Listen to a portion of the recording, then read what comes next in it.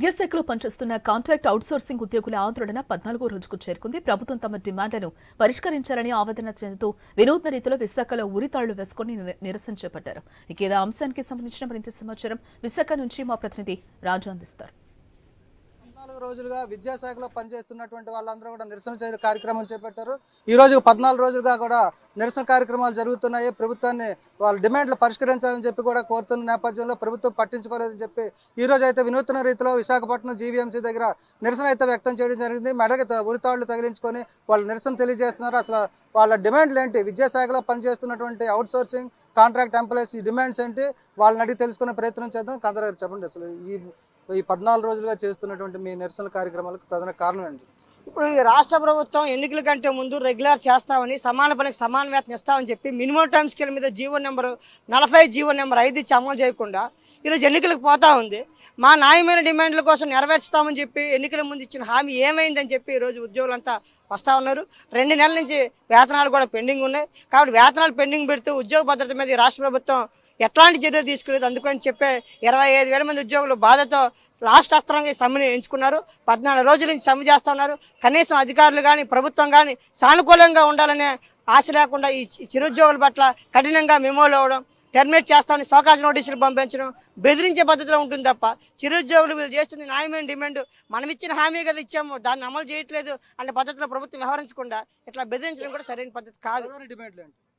ఇప్పుడు రెగ్యులేషన్ సమాన పనికి సమాన వేతనం ఈ రాష్ట్ర ప్రభుత్వం ఇస్తూ ఉంది. అదే మా ప్రధానమైన డిమాండ్.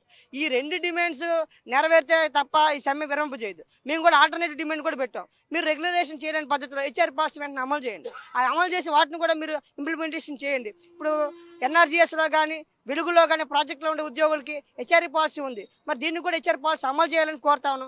రెగ్యులర్ చేయలేని పక్షంలో దీన్ని కూడా పరిశీలన చేయాలని చెప్పి ఈ రాష్ట్ర ప్రభుత్వాన్ని కోరుతాను. మా ప్రధానమైన డిమాండ్ రెగ్యులర్ సమాన పనికి సమాన వేతనం.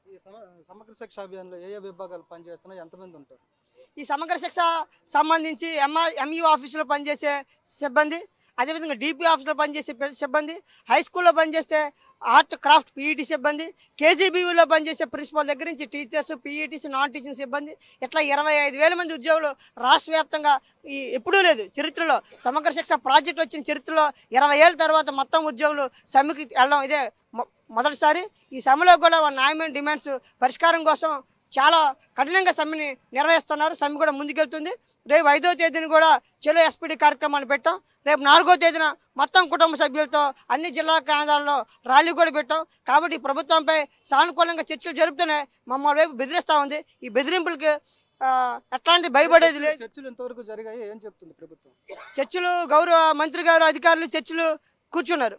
చర్చల్లో రెగ్యులేషన్ కానీ సమాన పనికి సమాన వేతనం కానీ దానిపై మాట్లాడట్లేదు.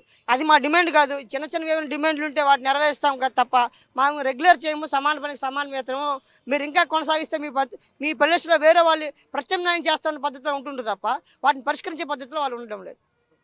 ఇది మొత్తంగా చూసుకుంటే రాష్ట్ర వ్యాప్తంగా జరుగుతున్నటువంటి సమగ్ర శిక్షా అభియాన్లో పనిచేస్తున్నటువంటి సిబ్బంది తాలూకా నిరసనలుగానే కొనసాగుతున్నాయి. ప్రభుత్వం కూడా నిర్లక్ష్యం వహిస్తుంది.